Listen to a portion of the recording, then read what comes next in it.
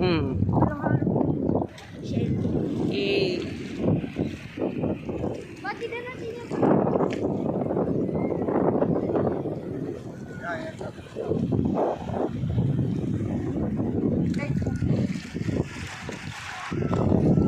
ano pa to? Makabaga high tide pa to yan.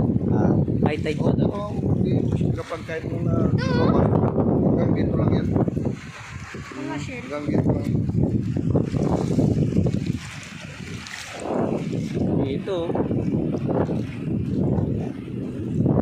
Ito pala yung pinapaliguan mo. Pero dito no. Oo. Kapilak yan. Lawis mo siya. Oo. May mga nanlalambot oh. Dito lang man yan. Dito, okay, dito ka.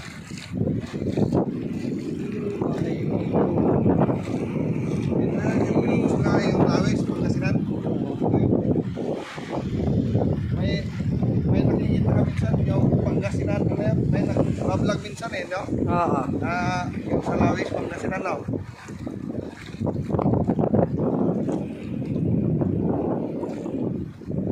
Guys, nandito po tayo sa Lawis, Pangasinan. At manunod tayo ng Mga nanguhuli ng isda. nanguhuli ng isda. Ito yung tawag dito na yan, hila-hila.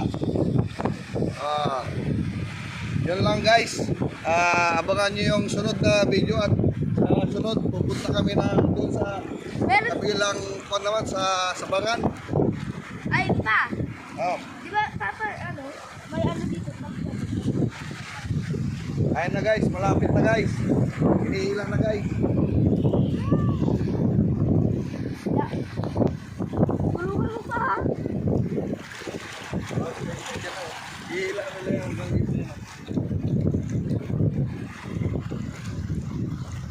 Ganda dito. Wala pang gaano po guys. So makikita mo panay yung Tuwing sa tawag dito yung Ano madalas na huli nila dito ya? Ayan. bango Ano? yung mga parang ano Ay, ano? ha? Bato batalay. Taray. Kaya yan, Saka ano? bulasi sa amin yan, bulasi yun. Ito. Kapak tawag sa amin yan. Ha? Kapak sa Maynila. Pero pag sa ano, sa probinsya, Balanang.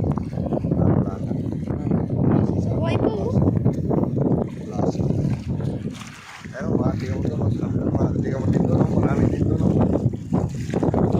Dito mga pre. Fresh na pa. Ayan lang din. Ah, pag naboboring ka pala rito, pwede ka dito maligo, mamasyal oh. Wala akong bilis. Guys, kung gusto nyong punta lang kayo dito, Ay, nabundok-bundok search nyo lang daw. sa ano yun, sa Waze, Lawis, Pangasinan. Libreng maligo dito guys, babayaran nyo lang Cottage. Yung cottage natin, mga pre. Ano lang yan, may 200, may 300. Depende sa small, large, medium. Ganun lang yan.